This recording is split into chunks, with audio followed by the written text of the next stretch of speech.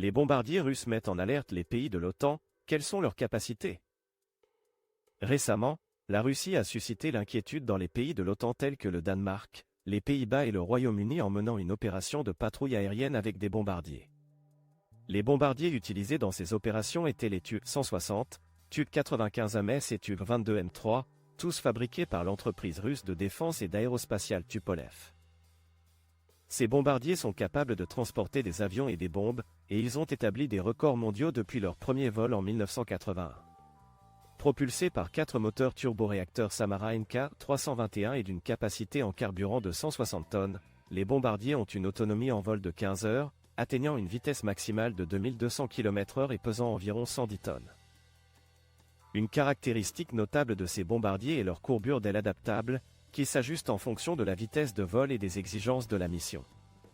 De plus, ils sont équipés de technologies qui réduisent leur détection radar et infrarouge, et leur fuselage est recouvert d'une peinture résistante à la chaleur pour résister à des explosions intenses.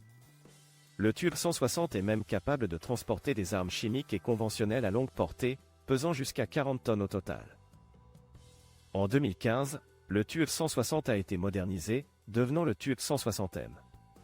Ce modèle particulier est également connu sous le nom de Blackjack par l'OTAN.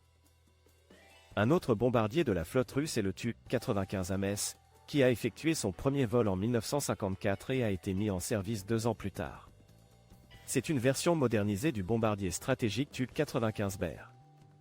Propulsé par 4 moteurs turbopropulseurs NK-12MP et avec une capacité interne en carburant de 84 tonnes, le Tu-95MS atteint une vitesse maximale de 950 km/h et une portée de 17 500 km.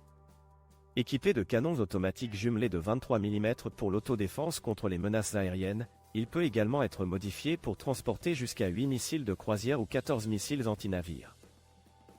Le Tu-22M3, avec son premier vol en 1977, est entré en production de masse en 1978. Il a été conçu pour détruire des cibles maritimes et terrestres à l'aide de missiles guidés et de bombes aériennes. En 2018, il a subi une modernisation complète, ce qui a considérablement renforcé ses capacités de combat, son efficacité tactique et sa portée opérationnelle. Propulsé par 2 moteurs turboréacteurs Kuznetsov NK25 et atteignant une vitesse maximale de 2300 km/h, le Tu-22M3 a une portée opérationnelle de 7000 km. Il peut transporter des charges utiles de missiles et de bombes tombantes et est armé d'un canon GSH 23 mm, jumelé télécommandé dans la tourelle arrière.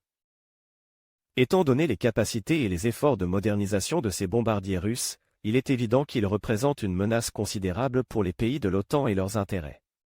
La capacité de transporter diverses armes, y compris des options chimiques à longue portée, associées à leur capacité de combat améliorée, en fait des atouts militaires redoutables.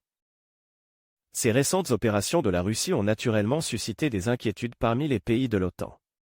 Les conséquences négatives potentielles de cette situation incluent un risque accru d'escalade militaire, ce qui aggraverait encore les relations déjà tendues entre la Russie et l'OTAN. Cela souligne également la nécessité de mesures de défense solides et d'une coopération entre les États membres de l'OTAN pour garantir la sécurité collective de l'Alliance. Qu'en pensez-vous?